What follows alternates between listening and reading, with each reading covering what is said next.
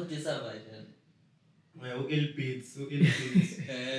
Waletha u-Ilbeats. So wayekhulume kabi yabo nanokuthi hayi ukuthi hayi personal. Kodwa ke thothi ngimkhombise lo mfethu ukuthi hayi ngisangamthatha on. Nami ngangisengiphelelwe into ezoba creative. Ngathothi ngimngcwabe. Avele ngamngcwaba nangempela akakwazanga ukubuya yabo ngoba manje umngcwabi walothi uyakhuluma lothiwa kahle wona. Ilbeats. Daddy. So ngashaya ivideo iyatrend lapha ngifuna ukama mama ngaqhubeka ngalokho ngiqhubeka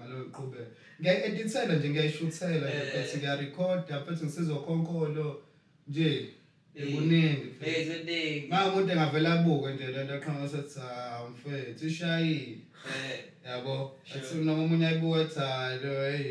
uyabheda lo kade ngisuke ngisebenze kakhulu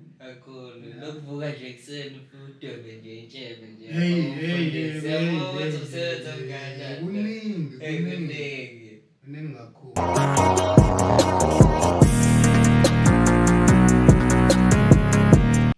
Sanibona everyone, it's your boy Aphelele Ndwandwe, given the name actually yabo since I've like managed to be like consistent with everything that I'm doing right now, and I'm happy to be here again with Flu Podcast. And we will keep on doing what we're doing, keep on bringing yoli izimnandi izinto right mfethu abantu abangasifundisa into eziyaphambili abasikhuthazayo nabo ukuthi senze izinto right at the end of the day. Today I'm joined by the most talented person I know. When I dig deep in my thoughts ukuthi ngicabanga ukuthi how much effort does he take ukuthi ayenze lento yakhe. He is a film director, a content creator, mfundisi, a comedian, social media star, Rap Effect, Hood vs. Hood winner, the most talented and highly blessed to be in his presence, Mfundisi Madolo Mkhize. Siyabonga njani baba? Hayi ngiyaphila mfethu. Ngiyaphila kakhulu. Ngiyaphila mfethu. Ya kodwa khamba kahle wena. Akufani mfethu ngiyancengeka nje. Ngiyazi ukuthi into yethu yabo sigcina sesiyehlela last minute and yabo ngiyabonga mfethu nokuthi ukwazile ukwenza isikhathi bese akubamba mhlawumbe ubusy mhlawumbe with something because umuntu omatasa nakhona. Hayi lutho mfethu uyilokho okuncane nje ngoba ngiphutshile ngigcine ngifikile. So nje hayi akukho busy kakhulu. Ngikhumbula ngiqala yabo ngikhuluma nawe like efonini and the time ngangiqeda ukubuya episode yakhe as we was talking and I got inspired wase kusho ukuthi efike ecela ama details akhe the podcast that you with ecela ama details akhe and then all of a sudden wasusha number didn't like get afraid ukuthi lapha bazokufonela bekubake step or something.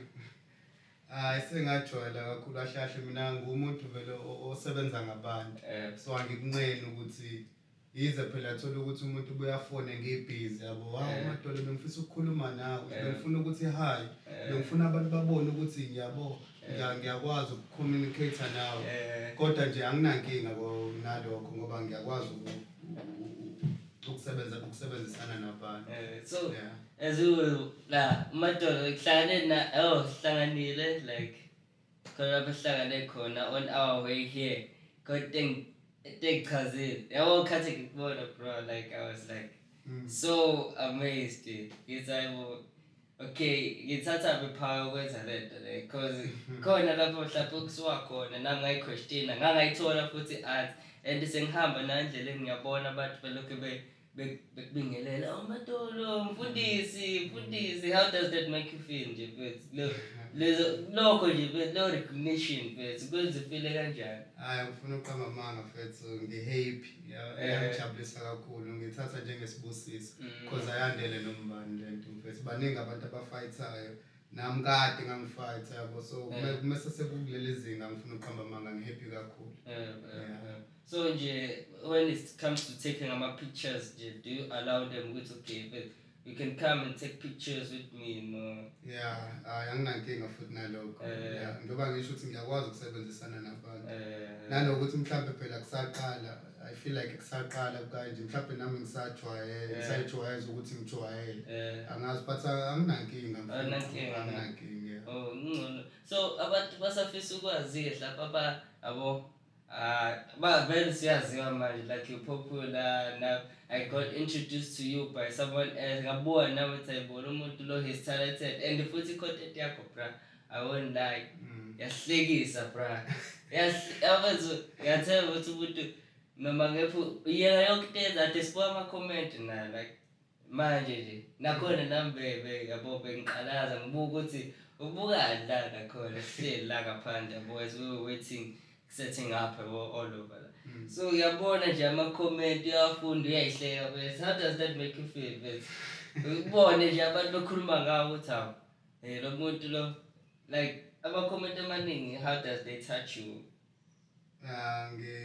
ngothatha sokwe okokuthi angazi amanye abuya ngihlekise nami yabo uthola omunye ngumuntu kodwa futhi ozwelayo egcineni mina ngifuna uqama ngiyazwela ukuthi ngeke uzobone kodwa ukuthi ngiyazwela ngoba ngumuntu othulayo abanye baze bayitshela ukuthi mhlambe ngiyayisaba ukwenza izinto ngumuntu onamahloni kakhulu so uma ukhuluma into mhlambe enokweyisa noma engidimotivateayo kwinto yami mina ngiyithatha leyo nto njengokuthi uyangigqugquzela because ngivele ngithi yazini lo uyangigqugquzela ingiphatha kabuhlungu kodwa bese ngiyagqugquzeleka ekuthenini angenze more angilokho ngisebenzile because bakhona abantu abangayithathi yazi i-comedian lento nanokuthi mhlawumbe i-talent khona etshela ukuthi nje ngiyeyisa yabo ngiyadelela kahle kahle anginasiphiwo so yeah it's more than that so nje ngiyayithatha leyo nto mina ngiyenza ezi umuntu uyangimotivate kulento engiyenza ngifuna uqamba manga kodwa abakhuluma ukweyisa hayi ngiyayifila yonke leyo nto ngoba nami ngumuntu kodwa ke lo muntu lo vele athuleke kodwa ingishaya ngaphakathi leyo kodwa mase ngenza ngeke uzubone ngeke uzubone vele phela as a human being khona lokho ukuthi umuntu esho into engiyozuyithanda nawe and start like being demotivated ungasafuni ukuyenza into enxa ukuthi gcina usuba namahloni futhi yabo that lokho like people sacela esinigade what you say bese kuma comment like demotivating a lot of people out there who's trying to make their own life yabo njenga omadolo mkhizi that like ba famous but they are used to it yabo but they are used to it. So, bro, like, take me back where it all started from where you come from, or how that, like, where you come from inspired nje, the whole Madolo Mkhize. Mina kahle ngumuntu owenza hip hop kahle. Lokho kokuhlekisa bengingakwazi, ngibona abantu sebehleka. Angazi nanokuthi ngiyahlekisa mina so mina bengumadolo umuntu wama punchline umuntu weyitori yabo ngikhuluma ngezinto ezenzakalayo ngikhuluma kumculo we-hip hop so ngayiqala lento ngangisamncane kakhulu angisakhumbula ukuthi nginanga kodwa ngikhumbula ngenza ugrade 3 esikoleni standard 1 so mengikhula ngiyenza lento ngangibukela kwabaculi baphesheya ngibiza ngo-Young Trees yabo so I think abantu bathi hayi esikoleni ke khona la ngangigorobha khona eklasini so ngangigqoka isikhindi ngangcola amadolo ngathi ngeclassini ngiya class teacher wami lapha ngimnikeza ipeni wavele wangibiza ngomadolo kwahlekwe eklasini ngathi ngiyacula ngolunye usuku angisazi kwakwenziwani kodwa kwakhona ifunction yenziwa esikoleni ngathi ngiyacula ngibiza ngo-Young Trees kwathi why umadolo lokuvela kwahlona isikole umadolo ngangalithandi lelo gama ngangalithandi kakhulu lelo gama ngoba ngisho ekhaya babengalithandi kodwa ekuhambeni kwesikhathi ngabona ukuthi vele abantu bathanda into like ephecelezi yabo umuntu uthi uba serious kahle kahle abantu abayingene leyo okay siyakuzwa serious but sifuna lokho kuzosihlekisa noma mhlambe okubheke phansi okubhekele nje jathi ukuthi masikubona simemezele nathi sikhululeke so ngagcina sengumadolo kanjalo hayi ngani accept ngathi uthi ngilithathe leli gama ngilihloniphe ngilenzele i profile grand yabo ngase ngaqala ngashintsha yonke indawo ngayibiza ngoMadolo kodwa igama lami la ngempela nguNjabulo Sibongo kwaMkhize kwangempela so ya ngoba nguMadolo ngabe uMadolo ke kwasho ukuthi vele isiphiwo esikhona like hayi ukuthi kwakuyinto engangiyithanda kuphela kahle kahle isiphiwo yabo because ngibukela kuwo wonke umuntu mina yabo noma bekuthiwa umncane kangakanani awufika izolo kwa hip hop kodwa mengikulalela khona into engithola mhlawumbe ngibuka umfutho ngithi wow umfutho yabo noma bekuthiwa usuphezulu mhlawumbe ngithanda indlela obhale ngayo yabo yonke into iyanginspiration akekho like umuntu engibukela kuyena oyedwa because wonke umuntu ofikile endlebeni zami ngaleso sikhathi uyanginspire so ukubuza like it's like how was your upbringing mhlawumbe ukukhula ekhaya because mhlawumbe kukhona nalokho oku-inspiration ukuthi ube uMadolo mhlawumbe osuka nakho kudala like ekhaya ekhaya mfethu ekhaya mina ngumuntu onjani like angilitholanga uthanda ekhaya yabo leyo nto bengumuntu nje ohamba ehlala ubuye ehlale kodwa abuyele ekhaya yabo leyo because nabazali into vele ngangisamncane kakhulu yabo bahamba emhlabeni ngangisamncane kakhulu so bekumuntu ongafocusile kakhulu ekuthenini yini engiyitholayo ekhaya kodwa nje into ebengithola ekhaya bekusho ukuthi lento yenzayo inesicefe yabo leyo nto kodwa ngikhule nosisi wami uyena umuntu naye kodwa bebuye ephelelwa amandla because akayibuki lento ukuthi iyaphambili noma yini bekuthiwa thola umsebenzi focus emsebenzi ofocus esikoleni yabo lo nto mina nginale ngqondo yokuthi nje ngizoba istar one day so angifilanga yonke lento ekabe ngidlela nje ngenze lento engiyenzayo ngiphume ngihambe ngiyozama indaba zomusic yabo noma thothi ngikhona ekhaya but angikho ekuthenini angiyena umuntu ohlala nabantu angihlali ekhaya thothi inkinga yalo inkosi ngizogcina sengisho ukuthi lo umuntu onje sengiphica abantu bengivele ngiyayivalela kakhulu ngidlalela umusic noma ngibukela ama-movie noma ngibhalela ingoma so nje even ngisho ngifika nje esikhathini samanje ekhaya ngifuna ukuthi ngifeel ukuthi kwenzakalani noma ubani omunye owenzayo like uthande cha ngifuna ukuthi mengifikile mhlawumbe kuba happy nje singalokho ekujajwana kanje so inspiration leyo nto ekuthenini ngibone umuntu enguyena ngoba ukube nginako ukuthi ekhaya bekunjani noma uba bethanda bani bengizobhidlizeka kakhulu ngoba bengizoloke ngifuna imali ngemsebenzini ngilungisa isimo sasekhaya namatoha wabona namatoha so nje inspiration impilo yasekhaya kakhulu iyona engibeke la ngisho nje ngithi yabo ukube ngikhule ngumuntu oright empilweni mhlawumbe ngabe sengidla ama drugs because ngiye ngibone ukuthi abantu abalitholayo uthanda emakhaya bagcina sebelithatha angazi noma siwe seliningi kakhulu so angisho ukuthi emakhaya abantu bangasupport noma bangathanda but mina ukuthi ngishizile kanje empilweni noma ngalitholi luthando lolu kungenzela ukuthi ngibe strong empilweni yabo because namanje kusabheda yabo kodwa kusafana sengiyabona kodwa umehluko yabo ngisho ngikhuluma nabantu ngiyenza sense because manje ngisuka kwi-background enzima kakhulu so nguMadolo strong nje kanje and ibrand yami ingahamba mingafika la ngifuna ukuthi iye khona angeke kuze kube kulula ukuthi ishone phansi because ngiyazi ngiphuma omunye umuntu ibhayilo i-foundation mengekho strong uyakwazi ukuthi mesuka le phezulu aqhathi kulula ukuthi aqhathake so nje ngiyazi mfethu ukuthi mengafika la ngifuna ukuya khona mfethu ngeke kuze kube lula ukuthi ngishone phansi so ama-friends akho abaluleke kangakanani kuwena like lawo i-foundation yakho ibaluleke kangakanani in terms of ama-friends akho lawo osuka nawo mhlawumbe who has been like supporting you from the start babaluleke kakhulu laba bantu noma bekuthiwa mfethu ngiyazenza izinto kuye kufike la ekuthenini khona ngiyayibona lento yami ukuthi iyabheda yabo mhlawumbe ngenza ingoma e-studio ngibona ukuthi iyabheda leyo nto ngithothi mengikhiphile abantu abanami abayithanda ngisho ukuthi hayi ibona labantu bayangqoqozela because ngiye ngifile ngazi ukuthi no sekuyabhora phela manje ngumuntu ocreative kakhulu ngumuntu oneskill kakhulu so nginalento ukuthi ayisegright even yona le content sengifile ngazi ukuthi hayi ake ngishintshe phela ngenza okunye yabo okuhle okumnandi yabo because sebekhona abasho sesikhathele kodwa abantu abangisupporta ngokwangempela noma bekuthiwa sebekhathele ngempela balokho bethi hayi letha bazothola nje kubona ukuthi content yodwa bahubana kuphela yeah kodwa khona 50 years yes kodwa khona umuntu osathi ngaphuma into entshe nabo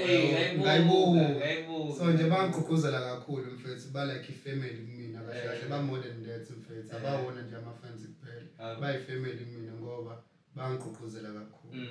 so ngiyengeza mhlawumbe like when you was talking with podcast shoot you do ama films like is it kanjani ama film nama short films sawenza namaye kodwa okwamanje bengisagxile kuyona le content but kodwa ngumuntu one cast ofundisa uku-actor yabo because ngithanda vele ukusebenzisana nabantu so nginalo ikhono lakho productions senza khona ama-films la ama-shorts umuntu ayiveze akugcini lapho kuphela umuntu okwazi ukwenza inkondlo ngimfaka e-studio umuntu okwazi ukudansa yabo nje noma mhlawumbe senza ama-shows umuntu akwazi ukuthi ayiveze just to keep up busy youth yasekhaya so ngiyakwenza nalokho kodwa manje ngibathatha ngibafaka esontweni sekulike esesontweni because bonke abantu engisebenza nabo lapha onobhala yabo lonto idakwa yabo lonto abantu abasesontweni of which izibona labo bengibafundisa uku-act sebeyakwazi ukuthi bangi-back up futhi noma bekuthiwa into yami iyahamba manje yaphezulu mafethu kancane mafethu kancane bese kuningi okwenzile bro kuningi kakhulu kuningi azi ngobusho nje manje uthi uthatha idaba lezi esiyibona thina efondeni sitshela nje usihlapha abantu kanti abantu abasonta khona esontweni no like uthi basonta ngokusonta no umuntu wasesontweni of which is umuntu vele bengimfundisa uku-act sengiphendula manje ngimenzele i-character ukuthi abe umuntu oyisidakwa so ungaphansi kwami na ngiyakhumbula ungitshela ukuthi uku-act awazukuyela ngisho like ukwenza like acting things awazukuyela ngisho esikoleni yabo i-talent yabo umuntu ophiwe i-talent ke kumenzela lutho ungaya esikoleni mfethu kuukuthi phela esikoleni ke siyadingakala because yabo for i-discipline ye-talent lakho yabo lezo kodwa nje mfethu umuntu mfethu onesiphiwo ngeke uze umenzele lutho because khona even iphara manje ungalithatha kodwa linesiphiwo likushayela umuntu mfethu obukela kuye mhlawumbe i-role model yakho kodwa muthatha iphara ubone ukuthi hayi linswempu kune-role model yakhe yabo sengenzela ukuthi wazi ukuthi umuntu onesiphiwo ngeke uze umenzele lutho kusuke kuyi-talent kahle so wena warealize nini ukuthi okay manje nangu madolo manje like which age mhlawumbe noma which like state of owabona nawe ukuthi okay manje umadolo senguyena-ke manje angikaze ngibone namanje angabona ngoba anginayo lento yokuthi ngike ngitshelwa abantu kuthiwa amadolo eyukude manje mina emqondweni wami khona la ngifuna ukufika khona like ngi-hard worker yabo leyo because ngisho ngingasekhaya ngiye ngibone mfethu ukuthi abantu engazuthi sikhule nabo bayawazi umsebenzi wami kodwa vele bengitshela ukuthi hayi bomadolo hayi uhlale nosibani sophumelele madolo ungasakwenzi lokho eyimadolo ngeke mfethu awusahambe ngophaqa la yebo leyo manje mina like angiyiboni shoot yebo leyo not ukuthi angiyiboni ngiyawubona umsebenzi muhle kodwa mina ngifile ngazi ukuthi kusadingakala more yebo leyo nginalento leyo ukuba i-hard worker so njengobusho mfethu manje yabo like nawe awukholwa ukuthi ngila yabo leyo nto awukholwa ngalendlela yokuthi uyabona ukuthi hayibo lo mjida lo ukude and awukholwa ukuthi kalula kanjalo nje kuvele ngambiza nje wayizela nje kalula kanjalo yabo bekulula ngeyindlela futhi bengakholwa ngeke uzukholwa mfethu so ngisho ukuthi umuntu ngabantu yazi mina ngiyiboni mfethu ukuthi mhlawumbe sekumele ngazi ukuthi yonke ngoba ngisho abantu befuna ukwenza ingoma nami bayazenza nje kube lula kanjalo emateksini ngisho ngade ngizwa ade kutshela emateksini manje hey kushawa even udriver imile manje itaxi mfethu sekumele baqhubeke ngijike la mina ngijike la ekuthiwa isekhoneni laphana la ngehla khona e-workshop Eh. of which is i-taxi isazoqhubeka Isazoqhubeka, so ngiyehla manje hayi mfethu usehla nje asiyibambe lezi ithombe yabo banjwe ithombe abantu bagibelile la mfethu so manje ngiyabuka ukuthi okahle kahle ngiphambili ngale ndlela yokuthi mina ngibona awuboni mfethu I think nginalento leyo ukuthi one day ngifuna ukuthi kube kukhulu kakhulu kodwa still zobungakabodla lapha nakhona yabo manje kukhulu kodwa nakhona yabo awuboni naloko ukuthi ngifuna ukuthi phela mase yabo mufuna uinspiration abaningi nokuba nento enkulu ukuthi uzodedela ulwazi olukhulu so mangisala angifuni ukubuya ngazo mhlawumbe sekukhona ukuyiphakamisa mhlawumbe mina ngiyayithanda lapho ke lento yokuthi angiyiboni because ngiphila nawo wonke umuntu ngikhululeke ngale ndlela yokuthi ngenza noma yini so manje bese sekuzolwa ekuthiwa ungahlali eduze kwakhe angomcela ngibonile wade manje la wade uqale washawa amahloni waphuma wasathi hayi man ngeke shothi ubonile ukuthi le ndoda le ayikhululekile yasiyacela hayi mfethu ngicela sishaye nje isithombe umsebenzi wakho siyahlonipha so ngikhululekile mfethu ngenza noma yini of which is umsebenzi wami uhamba kalula yabo so nabantu yasiza ukuthi usondelane nabantu just to like get the feeling lo ukuthi okay abantu I'm still with them Tumsuka nobahlonipha yabo nje kuyasiza lokho ngisho ukubheda mfethu ngeke ngisabe ukucela mfethu kuyabheda la cela ungisize kuyasiza lokho so in terms of connecting with other people nje how you manage all safuna ukubuild out where nale group onayo i brand yakho like in terms of collaborating because manje you can be able to collaborate noZabwe no Duncan nabo bonke labantu labo like ngiyacharge yini noma nje no ukwenza ama collaboration isibone okay Madolo featuring Zabu and then bese ke nawe uyabachela ukuthi madoda so actor ke kodwa la so okay like ayona ucabange lokho ngicabanga but ngifile ngathi uthi ngeke kuze kungisize upowerful futhi uwedwa ke beside lokho angisho mhlawumbe bancane noma kanjani yazi abantu mina nginalento ukuthi bathanda into yakho bathi basuke bethanda into yakho nginayo ipower yokuthi ngisebenze nosibani abakhulu but okwamanje ngifile ngazi ukuthi ngifuna ukufocusa kumina yabo ngingene ebantwini ngami ngiyasidinga futhi isandla sabo ngiyasidinga nje kakhulu but angithandi because ngiyazi banendlela abasebenza ngayo ukurespecta nabo but mase ngifika mina bazongenzela ifavor ukuthi hayi vele mfethu intwana usopushile so was ngithanda ukuhlupha kanjalo ngithanda ukuthi mhlawumbe kuyiqhamukele nje ukuthi uyena umuntu uyathanda ukuthi ingakho ama feature amaningi engingawenzi ngibelivela kumina kakhulu yebo because futhi nanokuthi ngenza izinto eziningi so abantu bazoyithanda obusho ukuthi ngiya-actwa ingoma ihambisana nom-actor so ngiyakwazi ukusebenza into ethandwa abantu babo futhi bayibona abantu angemdingo omunye umuntu okwamanje but anginankinga ukuthi ngisebenzisane nabo ngoba ngithanda ukwenzelwa ama-favor isikhathi esiningi so i-platform enjengo-Facebook no-TikTok how did it help you to grow le brand yakho le kade ngangifuna ukuba kuleli zinga engangikulona mfethu ngoba ngisho ukuthi ngashizela kakhulu ku-hip hop ngisayibiza ngoMadolo so ngithe ngenza ama-video bahlahle bengishawa ifoni ngoba nganginawo lo mqondo from dad yabo kwenza empathy yabo so ngathi ngiyenze lento kulonyaka nje ngithola ifoni yabo sister lele kade ngikhuluma ngayo ngisho ukuthi lelo lingikade ngakutshela ukuthi yazi sister ungangithengela ifoni egrand hayisuka kodwa shuthi khona la realize khona ukuthi ngimnike ifoni egrand because bekhona ifoni yabo wangithengela ke le phone le ngathi ngithola nje ngathi hayi sizobona ukuthi kuzokwenzakala so nje oyithenga ngoJanuary naye ibeka kumina wathi ngifuna ukubona ke lento okohlela ukuthi uzoyenza inkubo yakhe le inkubo yakhe le so akahlali manje esikhathini esiningi nami usesipane Chesterville so wabuka ivideo yokuqala wangifonela wahleka ephumini yembezi ebona indlela yayitrenda ngayo yabo ivideo yami yokuqala ile yomngcwabo it was a diss track but sothi ngathi ngiyenze ivideo ngibona ukuthi izophuma disavoid u-ill beats kwalethu u-ill beats so wayekhulume kabi yabo nanokuthi hayi ukuthi yayipersonal kodwa ke thothi ngimkhombise lo phethu ukuthi hayi ngisangamthatha on nami ngangisengiphelelwe into ezoba creative ngathothi ngimngcwabe yabo avele ngamngcwaba nangempela akakwazanga ukubuya yabo ngoba manje umngcwabiwa lothi uyakhuluma lothiwa kahle wena daddy so ngashaya ivideo iya-trend afana ngifuna ukuthi amama ngaqhubeka ngalokho ngiqhubeka ngiyayi-edithela nje ngiyayishuthela futhi ngiyarekhoda futhi ngisizokhonkolo nje kuningi umuntu engavela abuke nje lento aqhamuka sethi mfethu ishayile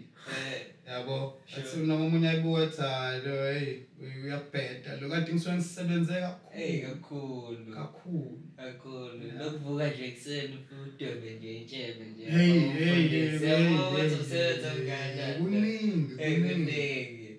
kakhulu kuningi ukhona umuntu inspiration like amfundisi i-costume like i-brand nje ezomfundisi ngendlela okukhuluma ngayo like nangendlela noma usuke uzenzela nje nawe kunalento leyo ukuthi anganoma uyakholelwa kakhulu kulelo kwinto yesiZulu kwinto yesiZulu like abantu abadala ama-ancestors my lokho ngifuna ukusho phambi kwabantu kodwa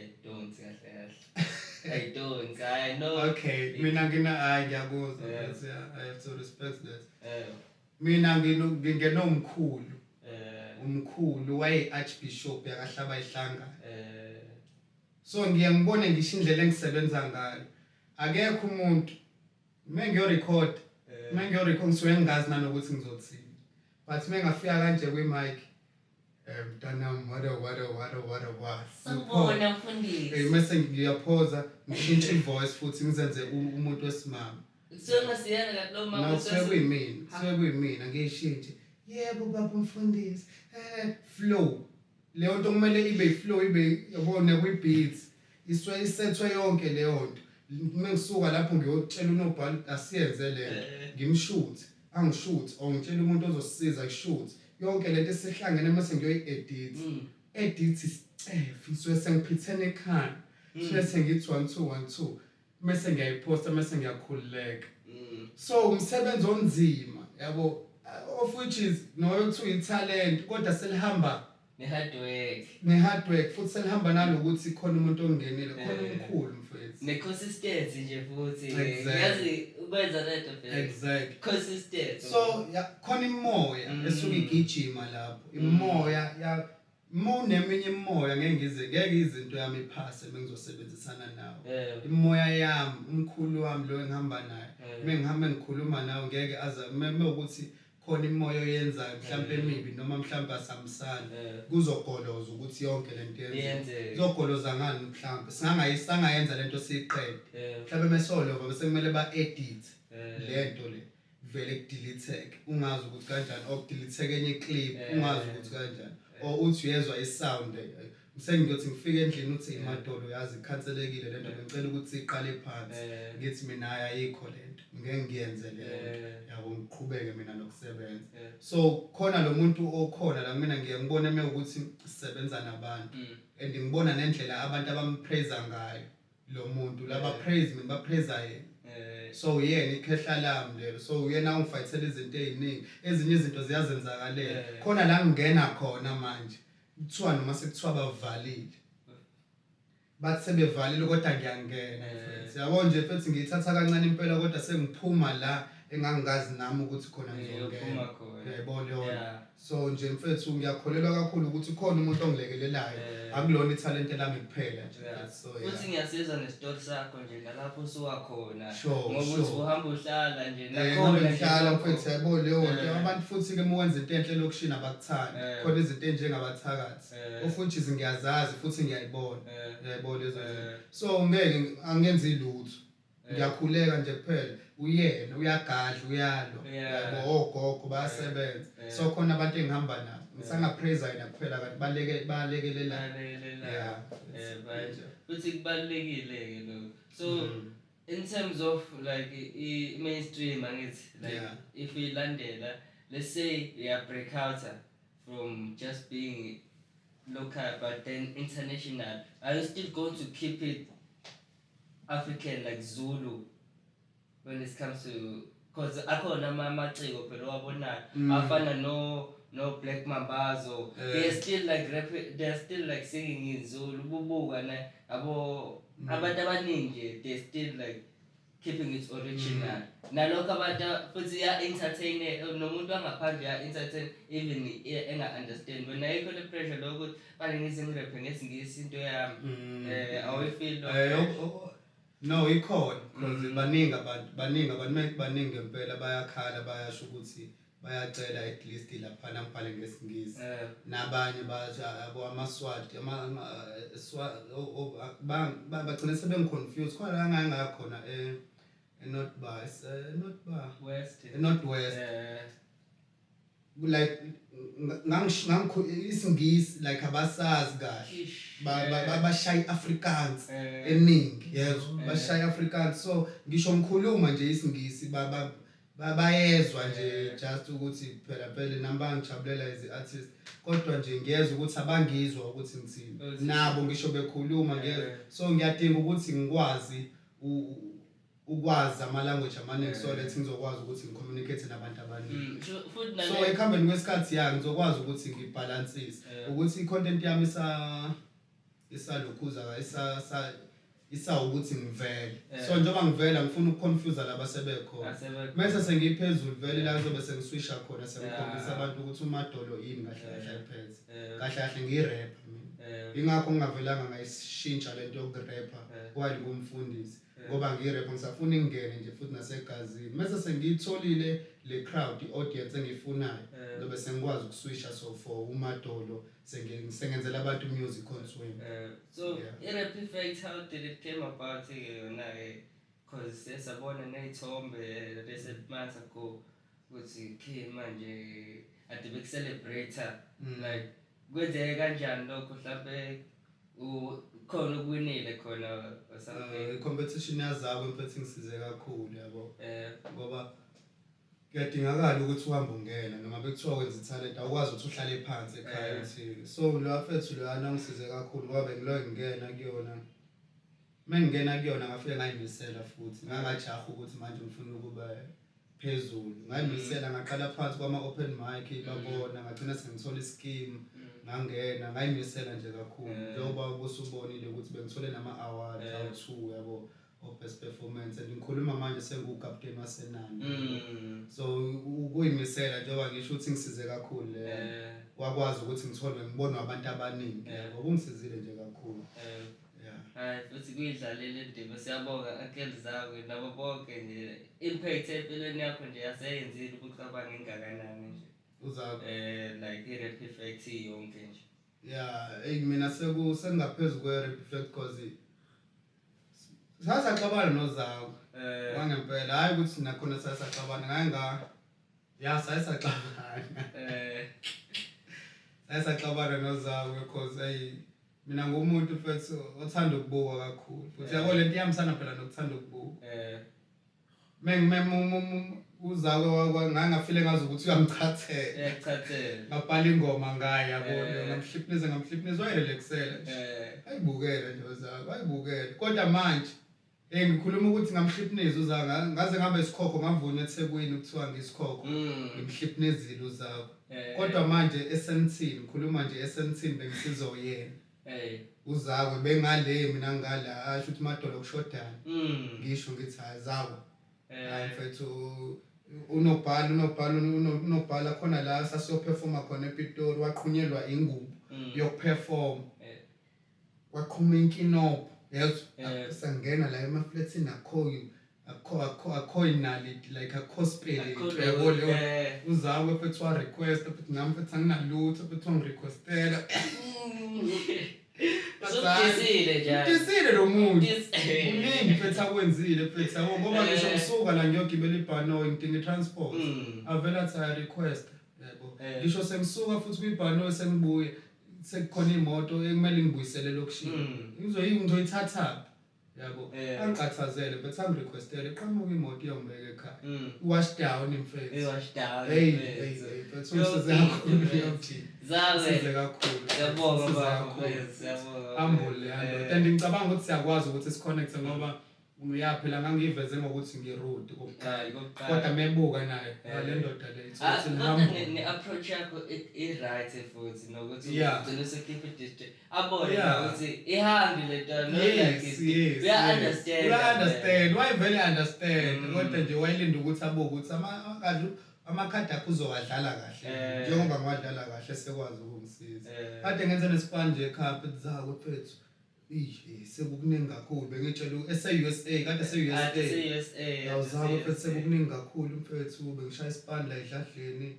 manje ngishoda ngokuncane mfethu hayi nayo 500 straight yayibona wangacucuza madolo sorry mfethu ukufakela lokho kodwa nami ngikona nginabo uyabona ukuthi manje sekuyaphiliswana mfethu ngisiza kakhulu so on your take on nje kubaleka kanjani nje connection from ama artist nje since uZakwe has displayed empilweni yakho ukuthi ahlahle as a big brother oyazi industry isebenza kanjani wena ukubona kubaleka kanjani ukuthi ama artist asebenzisane akwazi ukusizana mfethu lokho mfethu sabona ngeke uzukushintsha lo yabona abantu mfethu mase bekulele zinga kuqala bayashintsha umuntu unalento ukuthi kudepend ukuthi ukhule kanjani ekhaya uZakwe mina ngibonile ukuthi wawumuntu kahle kahle ohambule but noma kuthiwa abantu bayamshintsha noma kuthiwa yini kodwa uyohlela straight nami mina ngeke ngize ngishintshe ngeke ngize ngishintshe mfethu ngabe sengishintshe kuyimanje yabo so omunye umuntu mfethu ngiyamazi yabo so kuyasiza ukuthi respect omunye umuntu mfethu so that ibusiso ziyakwandela yabona mfethu musiza mfethu kuthiwa kwesinye isikhathi sibusisiwe isandla esiphayo kunesamukelayo so sibusisiwe ngempela ngoba the time udedela kuningi okuzayo ngikufundile nami lokho kodwa ngokuncane kodwa ngibonile ukuthi no mengipha noma mengisiza hayi ukupha kuphela siza respect mfethu khona uzokwazi ukureceive i-respect so nje kubalekile ukuthi uhloniphe lenye iciko esikhathini samanje bethe siyajajana kwangempela khona umuntu owenza imali ngokuthi uyajaja yayibona yonke kodwa ke buka ke ukuthi ke unjani yena mfethu ubiyena ke usiya understand ukuthi wenza imali buka ke ubiyena kufana nomuntu ozobuka mina ukuthi awu lo udlala ngengubo zasesontweni buku biyena ke phela ukuthi umuntu kanjani yabo lento engenzile phela mina mfethu discipline empilweni yabo ngakukhulisa mfethu ngakupha ngisho ibusiso but ngeke uzukubona uma uzolandela le content because le content it's all about ukhalela umamkhizi yabo ngihalela unobhala i-drama letenza but ibuka ukuthi uyenzelani zibuza ukuthi uyenzelani ufuna ukufaka isinkwe ekhaya yabo leyo ufuna ukufaka isinkwe ekhaya ngifuna ukuthi ithandwe abantu bayathanda ukuthi babe bekhuluma so nje kubalekile ukuthi mfethu sibambane mfethu samaciko ngoba ibusiso zande the more uZakwe ngoba esamanje sibe respect kanje ingoba yabasiza abantu abaningi as much as bengeke ba appreciate bonke yabo but uyabasiza abantu ibusiso ziyamande shout out to Zakwe we appreciate you a lot siyabona nezinto ayishoyo nje ukuthi zinhle zodwa futhi into ngiyithandayo futhi ukuthi akukho nje okuthe phecelezi hayi akukho mfethu phela kodwa uyitsotsi phela nawe uyaflopa kodwa nje angiyathemba when it comes to bars nje bhekana nje engomeni we neze spark ayathemba mina mina ngibuya kuwena isho nje ubese Zakwe engomeni ngisho Dan Ken ngiyabona Zakwe zolala phansi bese yakutshela bese so ngichazana bese ngomkhize bese ithende yakhe mamkhize like umuntu wakho lo coach yamfuna phela lo nobhala yabaphambanisa uyabaphambanisa akuwena kuphela nami ngeke ngiconfuseke mesihleli nabantu kuthiwa yuphi umamkhize ungazi ukuthi ubuza unobhala noma ubuza umamkhize so angani maqala kumele qale ngichaze lapho kodwa umamkhize osiphelele Mzimela lo wayebizwa ngoKentucky kwisibaya kuzalo bewumazazi uyena mamkhize lo bese uthi nobhala mase kuba unobhala ke umuntu yilo lo flash Bamfice endlini amathawula emathawula noma mkhizo flash phela kodwa lo ngijwayele ukusho kakhulu kuyena ukuthi flash so laba bantu laba ngendlela ethi khona lapho naqa khona na like nenza on a different like ama-parts mhlampe lesiyosebenzise yakhe ifoni la usebenzise yakhe ifoni kodwa kuvela different parts anikho erumini lokho futhi nenza kanjani leyo nto because ngeke ngimbona ngendlela ekutha ngawo ngathi siyamthinta vele lokhu ephenduka kodwa like suke kuvela ama-screen ahlukene kwakumele sishuthe lapho yabona muzoqala uyibheke nje kusuke kusakhanya and yokuqala le wayengakayijwayeli kusuke kusakhanya ngithoza wena ngishaya ledideke ngithi yangifeel and siqale phansi sishaya yabo sishaya kuba mnyama yes kusazoshutha mina kusazoqoka mina yabo leyo ngathi hayi mana sale sesiqede sekumnyama saza ngoba mnyama uzothatha ukuyibheka nje leyanto igcina sengathi sekuyisebusuku uyena unobhala hayi mina ngathi hayi ngizoshutha ngefoni yami sengihlele ekhaya ngabe sengiqedile ngaye ngakusasa ngashutha ngayi-editha asikhipha yokubalekile kodwa kwakuyena ngibona ukuthi ama-parts ifethi lento isebenza ngomqondo kodwa umqondo ungagcina usuhlanya ngempela so mina ngiyarealize ukuthi okay ngizobe ngihleli mina so nobhala enza kanjena because ngizobe ngihleli ethi uyenze ngithi no mfethu kuzobe kukhona amanzi la uyezwa ngikhuluma ngamanzi so khomba amanzi so mina ngizomajina ukuthi ngizobe ngihleli kumuphi usofa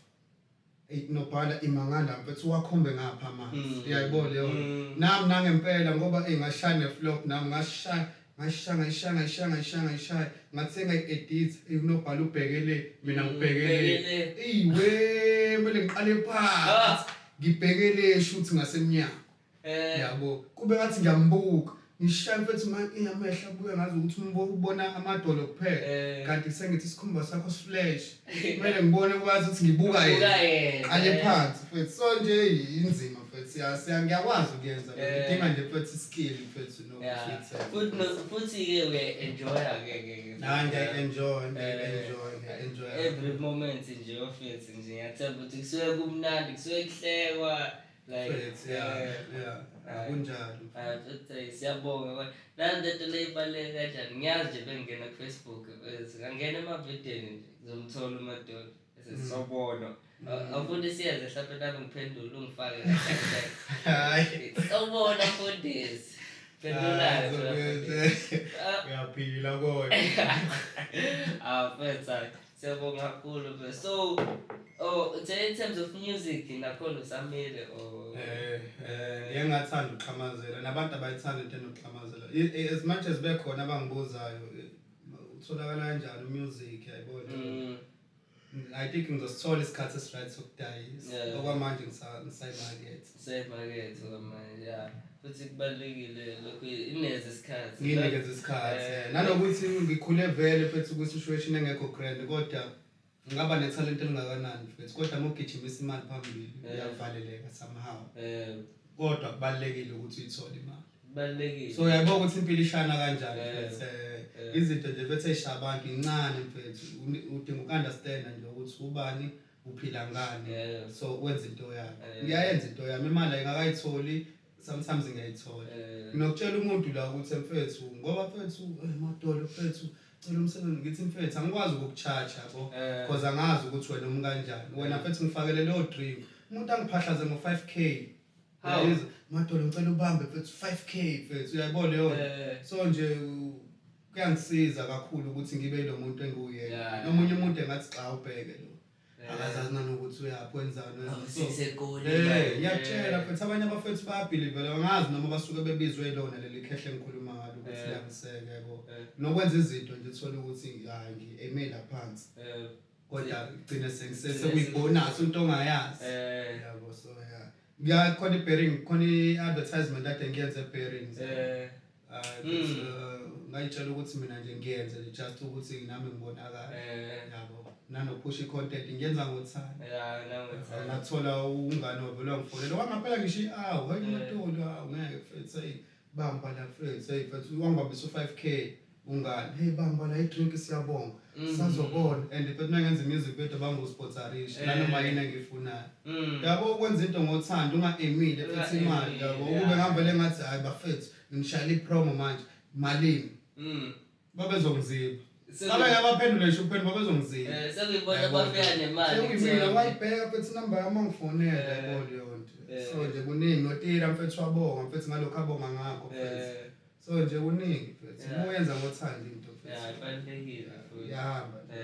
so in terms of le scandal ke sengifuna ukuzwa wena ne point of view vele khona ama hot topic atrendayo yasiza nayo le story sa Uncle Dale ukuthi sithini so mhlawumbe khona ongakuphawula lapho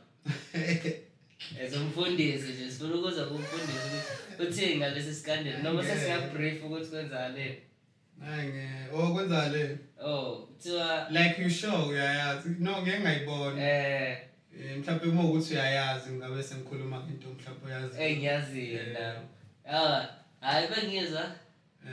noma sesingangenanga kuyo if uyazi kodwa mhlawumbe no ngibonile ngifuna qama ngibonile so ngifuna ukwazi mhlawumbe sekuningi ngikubonile mhlawumbe so mina ngifuna ukwazi lapho ukuthi ubone nawe okay utira ukuthi umuntu onjani like mhlawumbe uyamali if bucanga ukwenzele ngempela lokho or lo muntu lo zama ukuthola iclouds cause yasho ukuthi ube sign under ilo i-record label ye Afrotainment lo muntu so wase kuba nama delay ukuthi igcine sengakhipha esengakwazanga ukukhipha ingoma wahamba ngoba sezokhipha le video nje manje ebika lolu daba la yeah mfethu mina ngokuphawula kwami mfethu ngokunderstanda kwami mhlawumbe lesa story mhlawumbe ngisho iside lami ngiqale ngabuka ukuthi amantombazane ayayithanda into esheshayo amantombazane ayayithanda into esheshayo futhi ayalithanda ibhodwe eliconsayo yabo ngeke uzobashintsha of which is nathi singolova siyakuthanda ukuthi sijabule nabantu besimame kodwa ugeli mina ngokubuka kwami inspiration abantu asondelene nabo cause okay uphoxekile yena ngokuthi angayitholi mhlawumbe iattention ngalesa sikhathi uphoxeka lo yabo umuntu malobe belindile uqhawe uthuthuka nini kanti yabo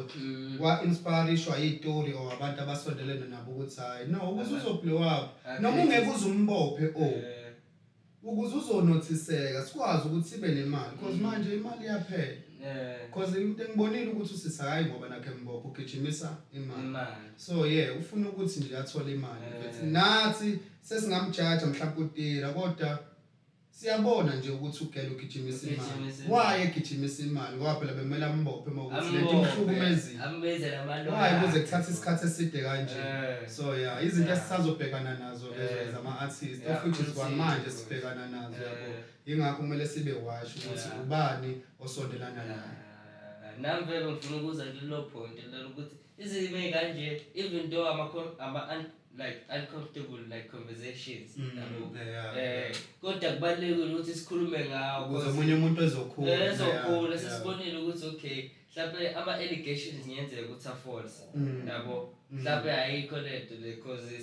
simazela thina superhero yethu yabo and futhi ngiyabonga futhi ukuthi nangendlela ophawule ngayo nje kule situation hayi yona mfethu iyona yeah izinto efayisiyikade nje lezi amathekeni bra amathekeni siyawathanda inkinga yethu nanokuthi sidaliwe ukuthi siwathande ilala ekuthenini irespect yes mune respect uqedile because ngingabuka wonke amathekeni la ngiwahalele ngiwathande ngifuna ukuba nawo but ikusasa lithini ngizokwazi nokwanelisa wonke yayibona so ngeke mfethu mina kodwa ngumuntu wesithembu What is it? Yes, time. I think in the conversation, like said, no, one thing. Bakhuluma bayashithi mina futhi ngifuna lo ama take no 05 or abafazi aba 05 wena besele ngesembe singaka nama about 2 yeah njengoba namanje ubalancesile nje lapha I think the content we-relate kancane mina ngiyathanda amantombazane shiza kahle nisivezela kahle into encane ngawo kodwa ngidlali ngawo hayi lento lokuthi manje phela sengeza nje ngiyawathanda amathekeli sure awubanga athanda amathekeli futhi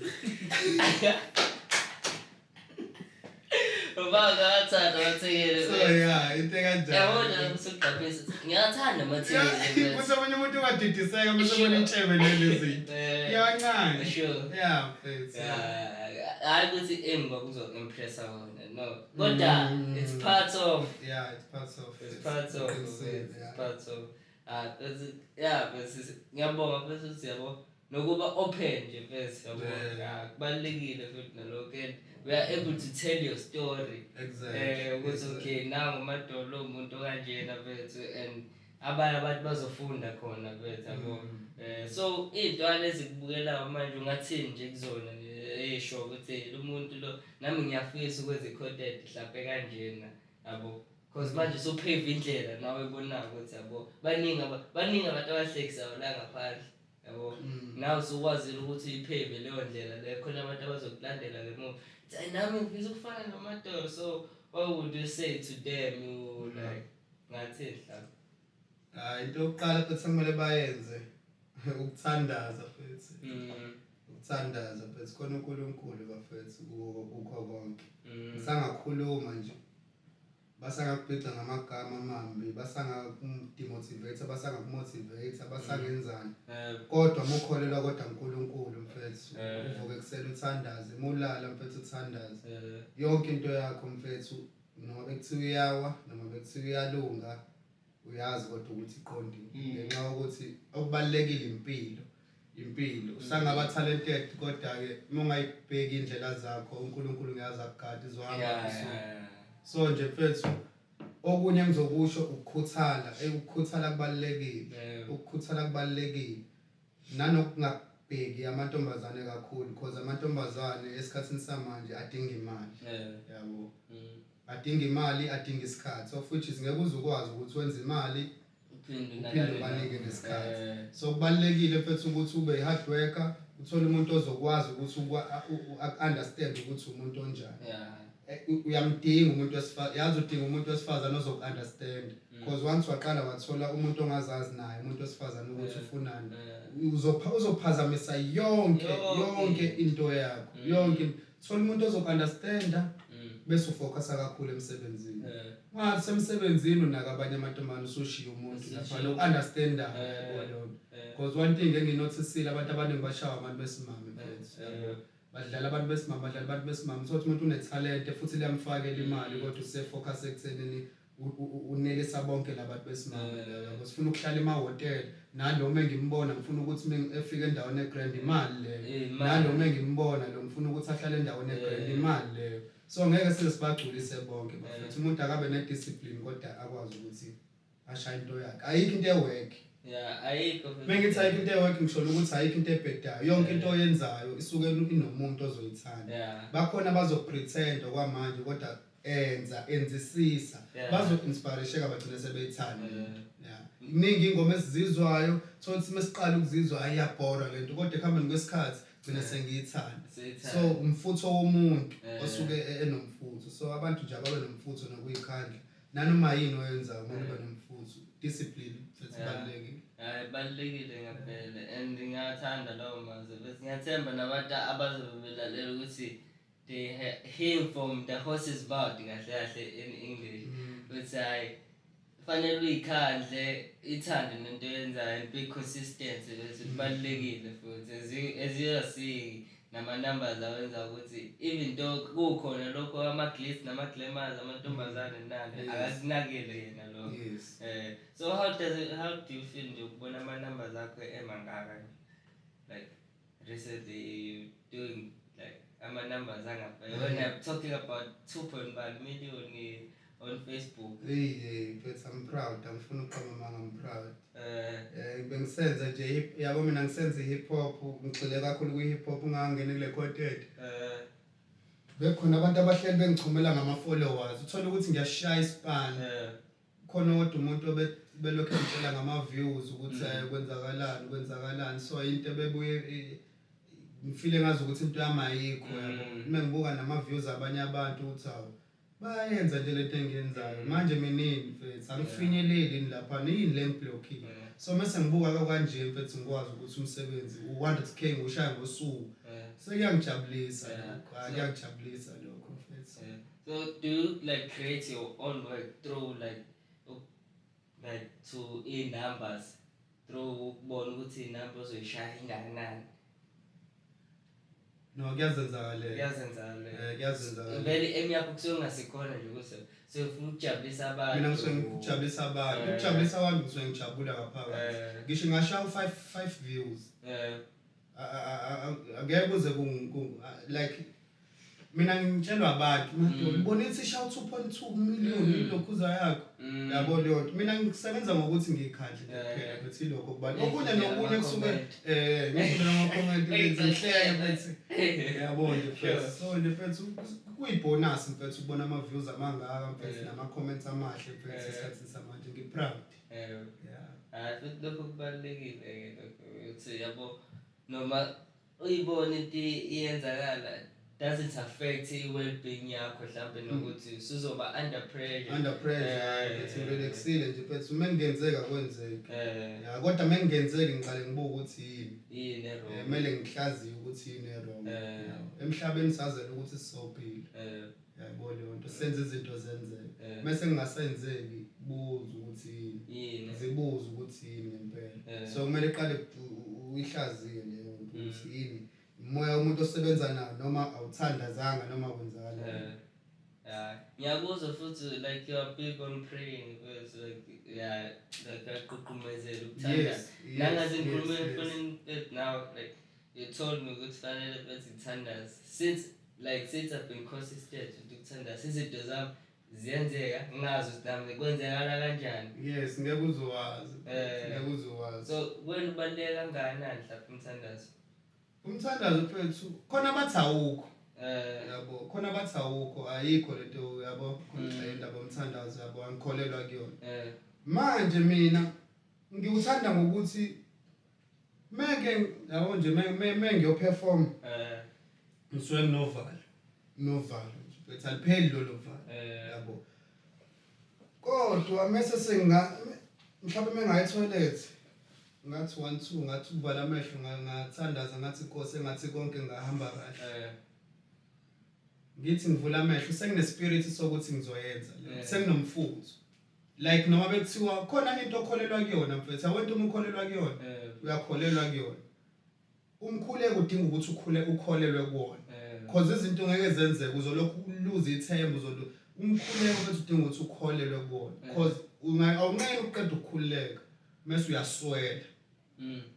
uswele usho ukuthi hayi yabo indaba zomkhuleko ngeke ngize ngingene yabo ngeke ngilo ngithandaza ngichithe isikhathi sami kumele ukholelwe kuwona mfethu la nto uzobona ukuthi izinto ezokwenzeka yabo so emhlabeni ke kukanjalo noma mabekuthiwa awukho ungezwe kahle noma bekuthiwa awukho kodwa yini wena ekunika ispirit empilweni yini nje ekunika ukuthi no kuyenzeka because monganawo leyo nto uzoend up ushayeke indongweni ongazazi ushayeke indongweni uhamba ushaye kumele wazi ukuthi nje mfethu yini ekunika ispirit mfethu yini okholelwa kuyona then emva kwalokho mfethu uzobona nawe ufunde nanokuthi ngene imali uthi ngiyabonga Nkosi lokho kwenza idiscipline noma bekuthiwa uthola isinkwa kumuntu uzokwazi ukuthi ngiyabonga mfethu impilo kanjalo mfethu that's why sikholelwa kakhulu kumkhuleko siyadisciplineke empilweni kakhulu iBhayibheli okuningi angazi ngakho but ngiyaliphatha likhona ngisho angazi ukuthi uqala kubagcina kuba kodwa ngokunderstanda kwami iBhayibheli lalenzela ukuthi umuntu okhulayo makadisciplineke yabo ungaphingi ungeke ungafakaza amanga umakhelwane ungamhloniphi omdala yabo lezo izinto engijwayele ukuzizwa ngaze ngiyibuka ngizazi nokuzibhala yabo leyo kodwa ngokunderstanda kwami babekuthiwa idiscipline abantu abadala babesidiscipline so umkhuleko ke mfethu mina ngiunderstanda kanjalo futhi yasiza ke abantu abaningi bavela ungibeka izandla umuntu azakhale miyinyembezi mfethu ungibeka izandla uyaunderstanda lo muntu lo ukuthi kumele ngambeka izandla uzoba nelokhuze empilweni yayibona ngaphandle kokuthi usebone nje ukuthi nje mengambeka izandla ngempela nami ngisho ukuthi Nkosi yami yini le ngishona ngicike ibusiso ngempela yini ngimbeke isandla athi ngilokhuze ngibeke mfethu izandla mfethu ngizothini hayi isho noma yini mfundisi ecabanga umfundisi esho njalo mfethu inkosi yami ekubusisa ajabule umuntu yezona sekumnika ithemba mfethu hey bafethu umkhuleko ke usebenza kanjani nawe ke njengoba usho ukuthi ade ngikhuluma iyona into they preacher yes yes lokho kubalekile futhi yazi nokuze izinto ezisho as ade uhamba nje sihamba la khona into ayisho washo ukuthi sometimes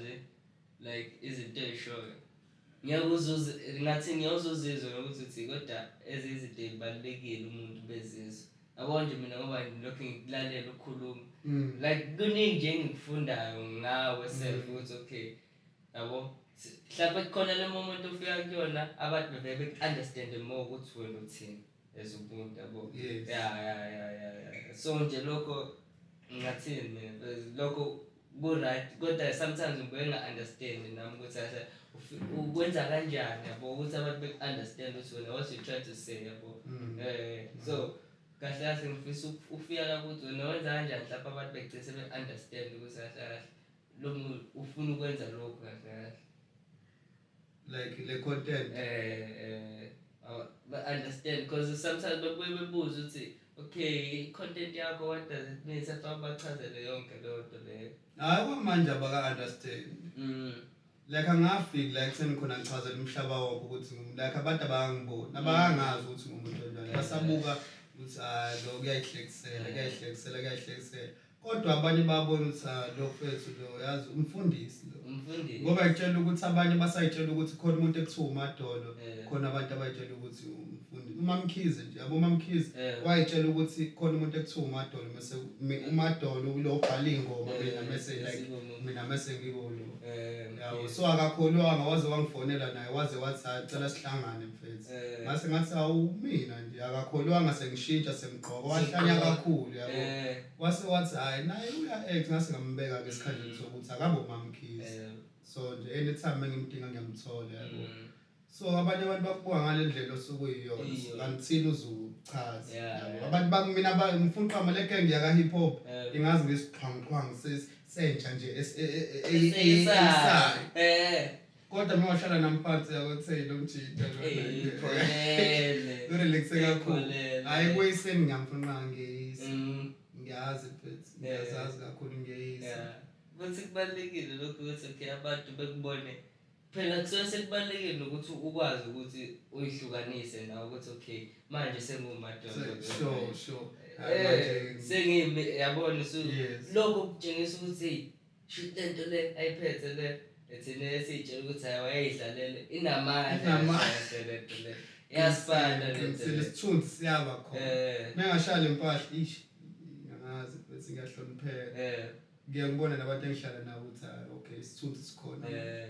ngiyashintsha nje nami mfethu ngeke uzobhema ogwayi phambi kwami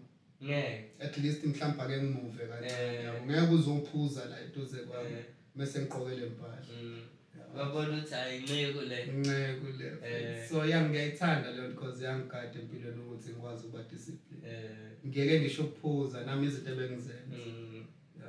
so buphuza nje kuphela nje like awusakwenzi lokho manje yabe ngumuntu ophuzayo abanye abaningi bebetshela ukuthi ngumuntu obhemayo angaze ngabhema mina angibhemi futhi angisoze ngabhema ngiphuza kodwa ngempela ngikuhlipniza kwangempela ngilala kubona ngivuka kubona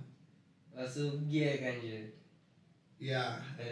kube nzima khona ukubuyeka because ngithe ngizamile nokunciphisa nganciphisa ngashanje kahle inkinga wena mfethu yabona mona inkinga uyitshela ukuthi uyayilungisa ukuphuza nanokuthi awufuna ukunaka izinto eziseceleni awufuna ukunaka ukuthi uhlalaphi but phela ekugcineni kumele ngiyile phambili yini ngizothatha le mali yami yokugcina noma yokulungisa inkinga ngiyifaka otshwaleni so nje I told myself ukuthi ukusizile nawe uqinisa utransformer ubone nomehluko omkhulu kakhulu yabo kunzima komunye empilweni engathi ungaba strong kumele uzenze ube strong si weak so but zenze ukuthi ube strong kancane kancane uzozenza kanjani ube strong uzobhilivela kulento obhilivela fana umuntu ethi uyahluleka ukuyeka ugwayi noma ethi uyahluleka ube inkantini yabo kumele uyitshele nje ukuthi lento iyeke futhi iyeke ngaphela ungazi ubethu kubezwa abantu ilokhozi yini lezi zinto ama-counselling kanjani lethiwa hlalwa phansi uyiyeke lento idla ini manje idla ini hayi zitshele mfethu vele uzohlukumezeka ukuthi khonto engekho but uzojwayela yeah futhi kubalulekile mhlawumbe abaningi futhi nabantu abafisa ukuyizwa lento ayishoyo manje futhi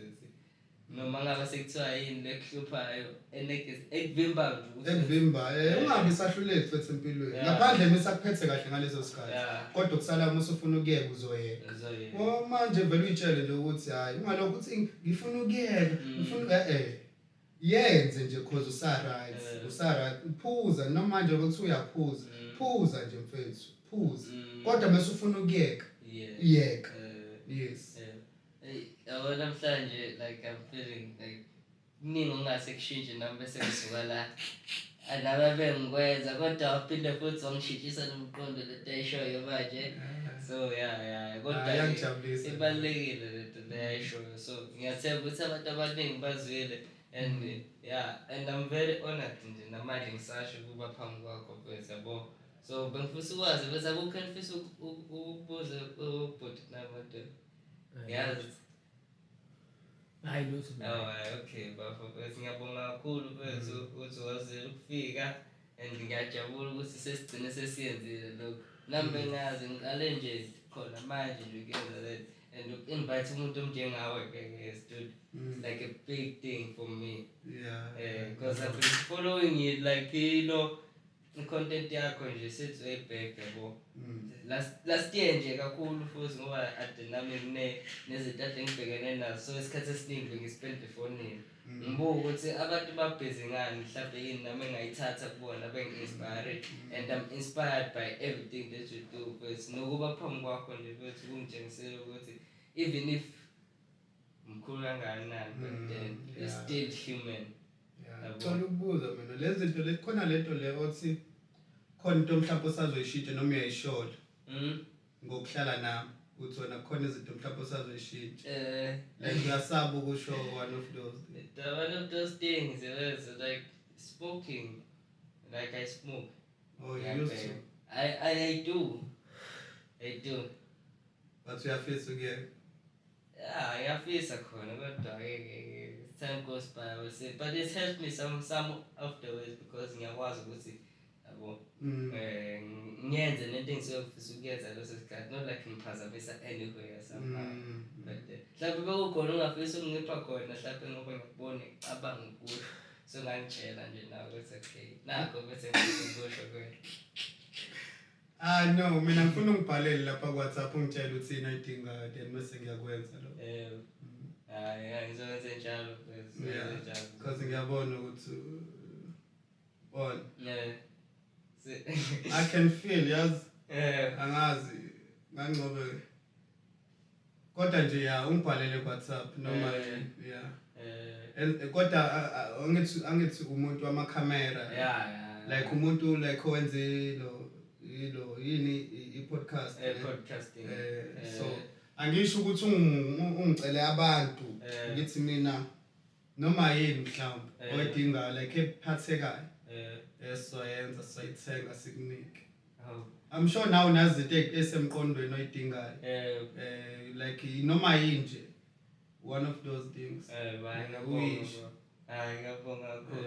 ngiyabonga kakhulu noma ikhuleka soyenza bamba isandla ungitshela ungibhalele lapha ku WhatsApp then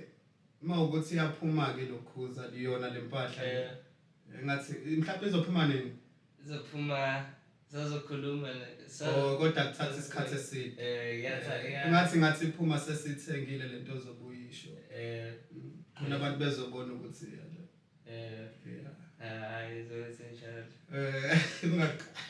sefuna ukukhala bese ufuna ukukhala phambi kwamakhamera uNkulunkulu ke manje ubonga uNkulunkulu hayi mina I really enjoyed this conversation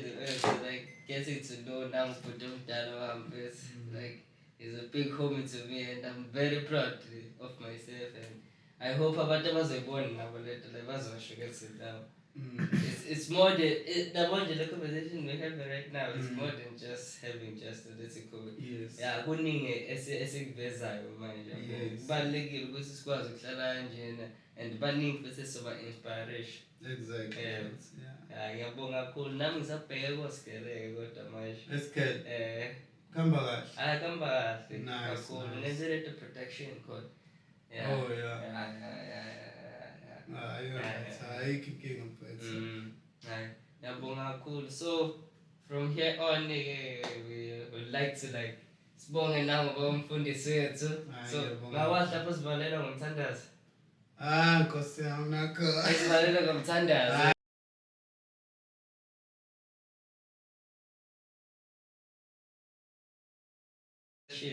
Umthandazo namhlanje ukubonga mfethu umuntu avala amehlo abonge kuphela abonge nje ukuthi uyaphila abonge ukuthi khona izinto ezenzayo abonge ukuthi uyahlupheka abonge ukuthi uyahamba abonge ukuthi uyawufaka uyawukhipha abonge ukuthi usemgaqweni wenza lento ayenzayo ilokho nje phela siyabonga ngakho ngathi ngabonga nje kuphela ngiyabonga mfethu njengoba senzile nje so ama social media platform where can we get you like nguMadolo Mkhize SA ku Facebook ku TikTok uMadolo Mkhize 2 Instagram Madolo Mkhize Twitter Madolo Mkhize 2 YouTube Madolo Mkhize siyabonga this time around akafonanga keep number yakhe mina ngede nginamba keep the number yakhe no it's fine 061 uzoyishapha okay anginankinga ngiyayisho and mina yazi ngibuyisela phansi mina ngabe mhlawumbe superstar noma mina ngihumble kakhulu ngiyakutshela manje ingakho ubone ngazi ukuthi nje kodwa nje futhi ngiyaenjoya mina because manje ngifile ngazi ukuthi nguNkulunkulu angina stress so 061 670 4721 061670471 yeah WhatsApp ya phone leyo nje senzile from Madolo himself the big guy over here we have umfundisi wethu omkhulu siyabonga kakhulu bafethu for staying tuned and we are really happy for being in his presence and being in the presence of the God as